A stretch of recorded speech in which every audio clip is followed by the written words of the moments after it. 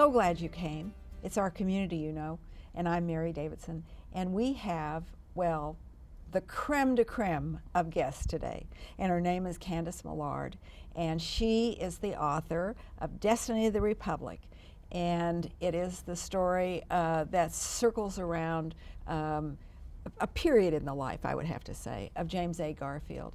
And of course, we have to say that it made number 5, wasn't it, on the New York Times bestseller list. So I am particularly pleased, and I know you are as well. Welcome, Candice. Thank you. Thank you for having me. She calls this book a book of madness, medicine, and murder. That's right. And that it is. That it is. You know, I have to tell you, I had a terrible time trying to pull together an order to talk to you. So there's just so much interesting material in here, and pull it together so it made some sense. And I decided that it was like numbers of pieces of yarn. And as those strands of yarn came together, they twist and they make a fantastic tale of a man, and a truly remarkable man. Yes, he was. You know, I didn't come at this story actually with an interest in James Garfield, like most Americans. Unfortunately, I knew almost nothing about him beyond the fact that he had been assassinated. I was interested in Alexander Graham Bell, and I was researching him and just kind of stumbled upon the story of him inventing something to find the bullet in Garfield after Garfield was shot. And so I thought, I wonder what Garfield was like. And I started researching him, and I was astonished. You know, he was absolutely incredible and has been almost completely forgotten. Well, and he was a truly remarkable man. I mean, he came from abject poverty. His father died, I think he was 2 years old when his father died. He had no shoes until he was 4. And I, you know, and he's a lovely looking man. He became, I would say, obsessed with learning and progression of his career and his abilities, because he knew he was smart. Well, as you say, he was incredibly poor. In fact, he was our last president to be born in a log cabin. So education was really his savior. You know, his mother and his brother scraped together $17 to give to him to go to school for the first time. And so to pay his tuition in college, his first year, he was a janitor and a carpenter. By his second year, they made him an assistant professor of literature, mathematics, and ancient languages. He was just off the charts brilliant. You know, by the time he was 26, he was a university president. While he was in Congress, he wrote an original proof of the Pythagorean theorem. He was just, you know, an unusual, extraordinary man. Just truly a man for all seasons. I mean, the literal man for all seasons. He was good at everything. He was. But he also knew that he was good, because I remember in the book someplace he said that when he went to school, he assessed his classmates, his classmates, and decided that truly he was smarter than, I think, all but 6 of them or 4 of them, whatever it was. And he'd catch up with those by the time the term was out. And he did, and surpassed them. And right. he did. He was brilliant, but he was also an incredibly hard worker. Yeah. And so I guess there's a lesson to be learned there. Absolutely. I know, I think so. I learned from him every day for the 3 years I worked on this book. And it took you 3 years to write this book? It took book? me 3 years, right. It was, first year was just sort of general research, as you might imagine, with the presidential assassination, and he lived for almost 3 months, so the number of newspaper articles alone is just tremendous. Oh, yeah. And although he was only in office for 4 months before he was shot, he was in Congress for almost 18 years. So, and he was incredibly prolific both in his writing and his speeches. So there's a ton of information on the assassin. There's a ton of information. I mean, I was in his mind, this assassin's mind. And he wrote in his diary every day. So you had Garfield his diary. did as well, yeah. For almost, 28 years yes. he wrote in his diary every day. And he and his wife, there's a whole book just on their letters, because he was either, she saved them all, God bless her, right? And he was either away fighting in the Civil War, or he was away in Congress while she was home in Ohio. So they were apart a lot, and they were both, she was also brilliant and well-educated, and their letters together are fascinating. Did you find most of the information in the Library of Congress? Is that where you did your research? You know, it was interesting for this book. My first book was about Theodore Roosevelt, and his papers are mostly in the Theodore Roosevelt collection at Harvard. for Garfield, they're really kind of scattered. They're mostly at the Library of Congress, but also the Western Reserve Historical Society in Ohio, at Hiram College, where he was a student, teacher, and president. And then the papers for Guiteau, which there are a lot of them, the assassin, are also kind of scattered. It's sort of a treasure hunt. So you were running around. I was running around, but it's so much fun. It's my favorite part of the process. Well, it is true that he was a fine student and a very successful academic, but politics and war ended his academic career. Talk about that transition and why he made it, and give us a little insight into his thinking, if you can. So obviously the Civil War began, and he was first and foremost a fierce abolitionist, and had been for a long, long time. Most of his life, he had hid a runaway slave. He quickly joins a war effort, and is instrumental in saving Kentucky for the Union. And then when he goes into Congress later on, he's instrumental in bringing about black suffrage. So abolition of slavery was vitally important to him. As far as his political career, I mean, he was living in Ohio. A state senator died. People asked him, will you take his seat? And he said, I knew I was headed into this very fickle and unusual and strange world of politics. Nothing has changed. It hasn't at all. It's amazing how similar it is. But each time, he was reelected again and again and again to his seat in Congress, and he never campaigned. He would say, look, if you don't agree with me, you shouldn't vote for me, because I'm going to vote my conscience and my convictions. One has to wonder if that would work today. I don't know. He said, you're talking about suffrage, and he was absolutely committed to black suffrage. And he said, is freedom the bare privilege of not being chained?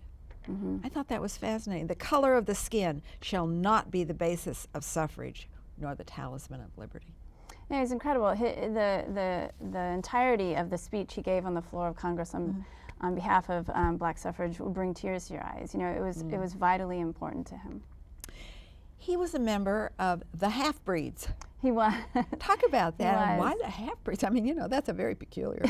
So at that time, the Republican Party was split between two warring factions. There were the stalwarts, very conservative, and wanted primarily to protect the spoils system. And then there were the half-breeds, who were considered sort of so liberal they were practically Democrats, and they wanted reform. And Garfield belonged to the half-breed faction of the Republican Party. You know what I think is so interesting, too? As he campaigned and as he moved through his political career, the involvement was in domestic policy. In other words, we were not a country at that time that was very involved in foreign policy. So I guess the convolutions of being president, even though it is convoluted and was then, were not as serious as they are today. Well, he did reach out actually to Latin America. He was concerned. Again, he was only president for 4 months before he was shot, so it was not that much he could.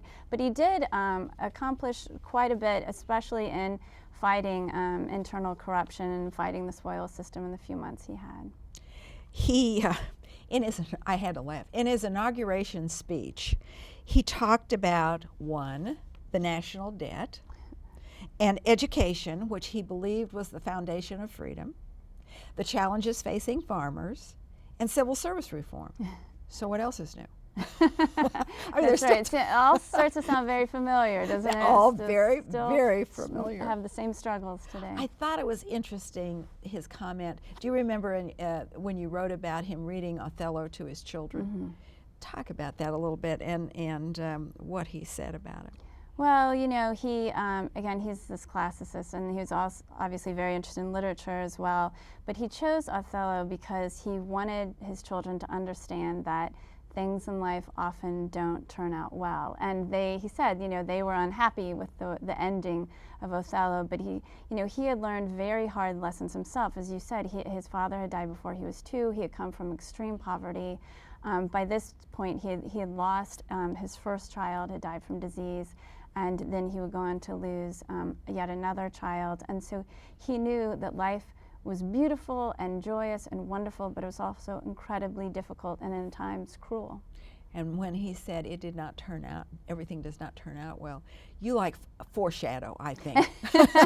You're right, you caught me. I do. Because I've caught you more than once in this book. That's right, I do. I do. You know, you have this sense of here's this wonderful man with so much promise, and here comes this incredible tragedy that no one can stop. Yeah. There's some awfully interesting people, and one of them was John Sherman, the Ohio icicle. And he played a large part in the election of Garfield as president. Talk about Sherman and Garfield. He did. So Sherman was from Ohio, and Sherman hungered from the presidency, and he was at that That's time putting the it secretary. mildly. Yeah, desperately hungered, and he was at that time Secretary of the Treasury. He was for Hayes, and he was also William Tecumseh Sherman's younger brother. And he knew that Garfield was very popular. There had been a lot of sort of rumblings about making Garfield the Republican nominee for president. So Sherman thought, the best way to just nip that in the bud is to have Garfield give my nominating address at the convention in Chicago. Of politics. That's right. It did not turn out well for Sherman. So there was this huge convention in Chicago in this enormous hall. There are 15,000 people there. And Garfield gets up to give the nominating address for Sherman. And it's this incredibly raucous, noisy crowd. But Garfield begins to speak, and he's this incredibly powerful speaker. And he gives this beautiful, powerful, extemporaneous speech, and the hall completely quiets. And these people are just spellbound listening to this man speak. And he says at one point, "And so, gentlemen, I ask you, what do we want?" And someone in the hall shouts, "We want Garfield!" And the whole hall just goes crazy. And when the nominating process begins, people begin casting their ballots for Garfield, even though he's not even a candidate and didn't want to be one. That's exactly. right. That's right. And Sherman is standing there thinking, "What's happening here?" What's happening? That's right. Horrified, but finally sees the way it's going and says, "Go ahead, cast my ballot for Garfield." 36. 36. Yeah, there are a lot of ballots. It was a big struggle, but it was sort of, you know, this trickle becomes a stream, becomes a river, becomes a flood of votes for Garfield, and he suddenly finds himself, again, not even being a nominee, he suddenly finds himself a Republican, not even being a candidate, finds himself a Republican nominee for president of the United States. By the time that all happened. He was there around, yes. watching horrified. I want to ask you something. Do you believe that Garfield was brilliant or audacious? Absolutely brilliant. I suppose you could say he was audacious in the fact that he was very ambitious academically and militarily. And militarily. I mean, the Battle of Mill Creek was an audacious move. That was absolutely audacious, but for a great cause. But he wasn't. He was a good, kind, decent, honest man. I can't help but compare him to Theodore Roosevelt. When I wrote my first book about him, who was wonderful, but absolutely the firebrand, the center of every drama, loved the attention, right?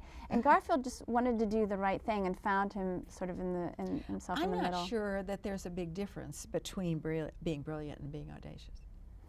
I don't know. It's an interesting question. See, because he was a bit of both. Yes, he was. Although I think you could be audacious without being brilliant. That's right. Clever, maybe, but. Political campaigns were so different then because the candidate was not expected to campaign.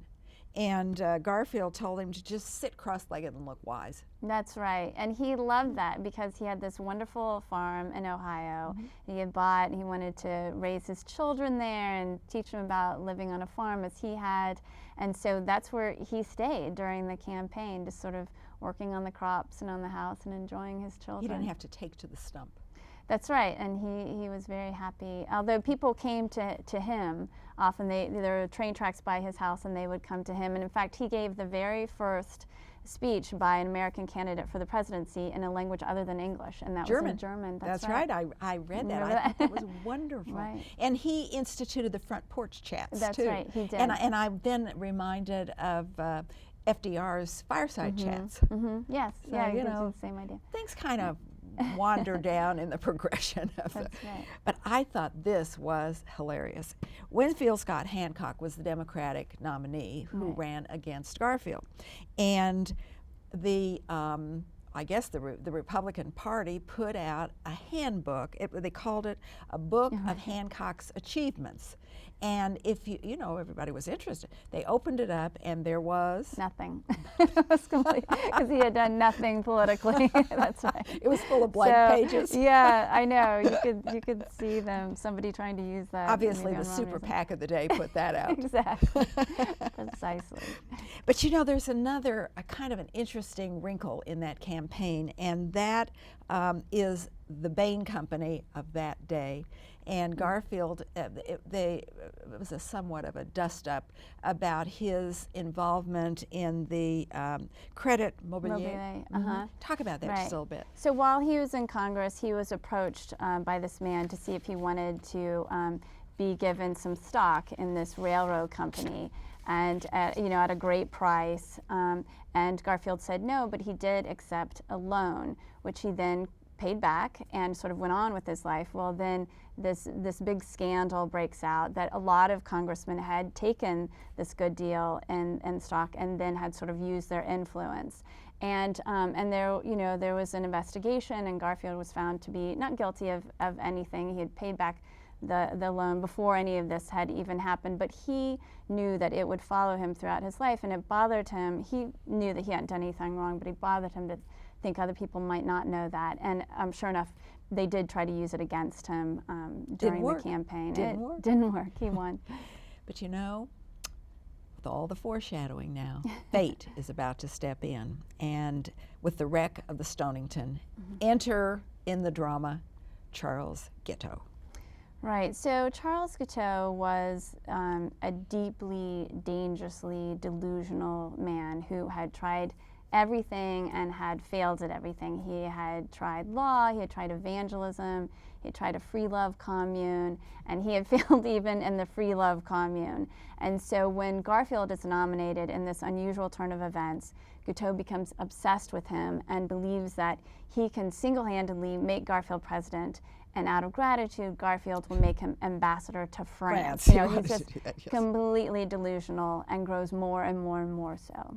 Well, Senator Logan of Illinois, I love this quote. I have to remember it, and you will too, because it applies to lots of people. Senator Logan of Illinois said, "I must say that I thought there was some derangement of his mental organization." Yes, to say the least. Yeah, to say the least. But you know, that seminal event of the Stonington disaster, it was a tourist boat. Two steamships collided in the night. And he walked out unscathed. But that seminal event, when he walked out unscathed, convinced him that God had saved him for something greater. That's right. And I just, Garfield too had a seminal event when he was on the canal. That's right. That's right. And he too was saved from drowning when he was a young man, and believed also that God had saved him, but he was going to work and try to do something good, and Guiteau thought that it was his own sort of fame and power that God would want. Another character has to enter this drama, and that is Roscoe Conkling. Yeah. A thoroughly rotten man, said Rutherford B. Hayes. Roscoe Conkling was a vain, preening senior senator from New York who appointed himself Garfield's enemy. He was the head of the Stalwart faction, and it was Chester Arthur who becomes Garfield's vice president. Chester Arthur was Conkling's man through and through. Politically, he was completely Conkling's creation. So Chester Arthur is sort of Conkling's ticket back into power, and so he has Arthur openly criticizing the president again and again and again, while Conkling is trying to systematically dismantle Garfield's administration. A major problem was Chester A. Arthur, and I wish that I could tell you all of the wonderful nuances of the book, but I'm encouraging you to read it because you'll find out about Chester A. Arthur and all of that. Again, the fates intervened. And let's talk about, we're going to fast forward a little bit to the day at the railroad station that James A. Garfield was assassinated. So Guiteau had become more and more delusional, more desperate, and frustrated that he wasn't being given this extraordinary position. And so finally he has what he believes is a divine message from God saying, you need to kill the president and make Chester Arthur president. And so he knew that Garfield was going to be taking a trip on July 2nd, 1881, and would be at the Baltimore and Potomac train station that morning. And when Garfield arrived, Guiteau was waiting. And just within seconds of Garfield stepping into the train station, Guiteau stepped out of the shadows and shot Garfield twice, once in the arm and once in the back. Neither wound was fatal. No, it wasn't. And Garfield lived for 3 months, died not of his wounds, but of infection. That's right. 2 men need to be brought in now, and one is Alexander Graham Bell, who invented a machine that we today would call the progeny of the X-ray. And had they used that machine, they could have found that bullet. That's right. So Bell was a very young man at that time. He was only 35 years old. He had invented the telephone just a few years earlier. And when he hears of this shooting, it sickens him to think of these doctors blindly probing for this bullet inside Garfield's back again and again. And he thinks science should be able to do better than that. This is 14 years before the invention of the medical X-ray. So he invents something called an induction balance, which is basically a metal detector connected to a telephone receiver. And it does work, but he too is foiled by Garfield's doctors, who have decided that the bullet is in the right side and will only let Bell search on the right side of Garfield's body, and the bullet is on the left. And this is Dr. Bliss. This is Dr. Willard Bliss. Dr. Willard Bliss. The other person that was ignored, and it probably could have saved him, because a lot of people live with bullets in them, was Joseph Lister. That's right. So Joseph Lister was this renowned British surgeon, had discovered antisepsis 16 years earlier. He had gone around the world telling people, please sterilize your hands and instruments, and he had had dramatic results in his own surgical ward. Unfortunately, the most experienced and most respected doctors in the United States dismiss antisepsis as useless, even dangerous. And so Garfield, as you say, died from this massive infection, and he suffered unimaginably. It must have been horrible. Because it took him 3 months to do Absolute that. torture. Horrible, horrible. Here's a factoid for you. Robert Todd Lincoln was in the Garfield administration as an employee, and he was the only man, with the dubious distinction, as you say, to have been president at 3 of 4 of our nation's assassinated presidents' disasters.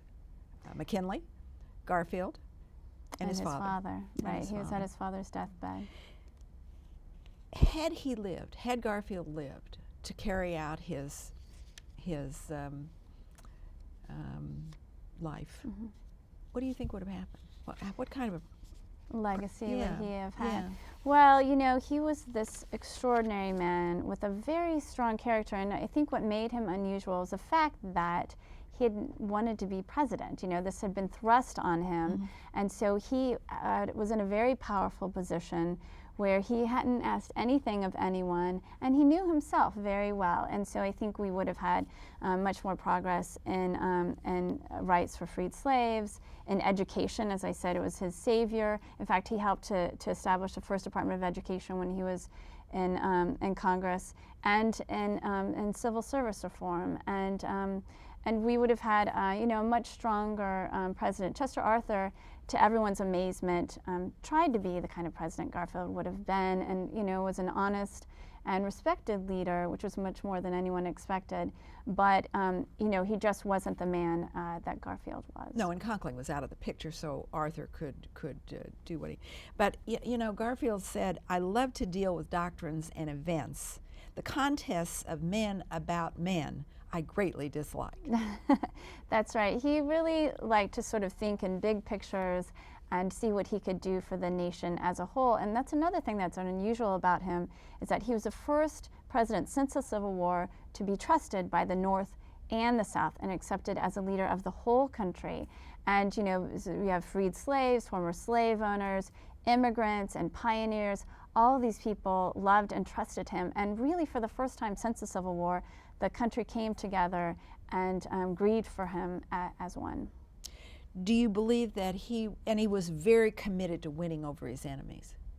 Do you think that would have overshadowed his the necessity of being tough enough to succeed in the projects that he undertook? Well, you know, his friends worried about that politically because, you know, he used to shrug and say, I'm a poor hater. Poor hater, He that's could right. not carry a grudge. And because he was this big, vigorous, you know, he'd give you a bear hug before a handshake, you know, and he did have a huge heart. But he was also strong. You know, he said, if someone brings war to my door, you know, I'm home. I will answer the door. I'm home. And so, you know, he was certainly willing to fight for what he believed in. You know, he was a kind and generous and tolerant and forgiving man, but he also had a very strong character. It says that you say that he fought back with such earnestness, and I think that's a very telling statement that you made. That's right. When he was attacked, which, you know, happens all the time in politics, and often those attacks are very personal and very vicious, he would reply with earnestness, with an openness, you know, a sincere effort to understand and to make his case. And he was never vicious and personal. He was larger than that. You know, he had some living children. They had some children that they lost as well, and I thought you might be interested in what those children did. Harry. Right, so they all went on to live incredible lives. You know, some were lawyers, some were architects. They all, you know, Garfield would have been very proud of all of his children. She did a good job. Lucretia did a wonderful job. And we haven't talked much about Lucretia, and she is a big part of Garfield's life. Strong. So again, they have to read the book. That's right. And you know, we forget he was only 49 years old when he died. Yeah. So there was still Harry became a lawyer and a professor at Princeton and also the president of Williams College. And James became a lawyer, and he was Theodore Roosevelt's Secretary of the Interior. And Irwin became a lawyer, and Abe an architect, and their daughter married Joseph Stanley Brown, Garfield's private secretary. It's That's one of right. those things you think if that were in a novel, no one would That's right. believe it. You know, too convenient, but it really happened. What are you going to write about next? Winston Churchill is my next I love subject. Winnie and Clemmy. So yes, wonderful, I know. And so when can I expect to be able to purchase this Oh, book? you know, I'm very slow, so look for it in about 4 years. Oh my goodness. I'm just you have to getting hurry. I started may on be it. at the home in 4 years. I doubt that. I expect to be right back here talking to you about it in 4 years. It is a date. I'll look forward But, to you know, 2 out of 2, and both of them made the New York Times bestseller list. I have to say, that's impressive, Candice. Thank you. I'm very grateful. It's such a fun job. Oh, it is. It is, I'm sure. Well, the threads have come together. And together, in their winding, they have created the destiny of the Republic. And all of these people, and so many more that we just didn't have time to talk about. And I would urge you to read The Destiny of the Republic by Candice Millard. And I want to tell you something that James A. Garfield said. He said, "There is nothing on earth that we can do for the dead. They are past our help and past our praise. We can add to them no glory, and we can give to them no immortality. They do not need us, but forever and forever we need them." And I think that is a fitting comment to say about James A. Garfield, all of the qualities that this wonderful man possessed. Forever and forever we need to remember. Thank you. The Destiny of the Republic, a story of madness, medicine, and murder. Thank you, Candice Millard. Thank you very much. And thank you for being with us. It's our community, and Candice Millard is our neighbor. We'll see you soon again.